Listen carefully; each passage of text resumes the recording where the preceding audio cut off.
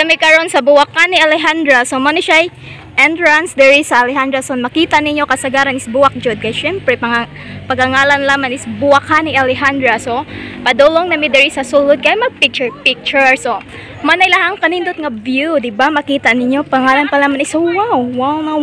Pasilong ang mga laaga no kay uwan man, di ba? Mo ni ang nagpasilong daghan kayo usa nami diri. Mo ni mga laagan. Oh, lingkod stars. Mga laagan. Nagpasilong ha. Wana gigara mi sa uwan. Ingani din ning laagan. Kaduha na ning nakuan. Napahuway.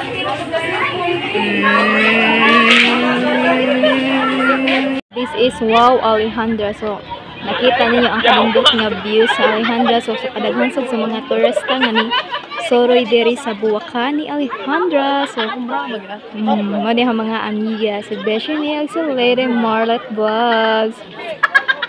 Mani mga turista. Ayan no?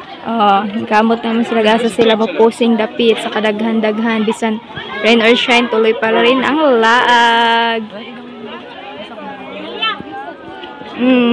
Sa model wow, kagwapa sa Beshi May, kagwapa sa photographer nga sa Lady Marlet Vlogs.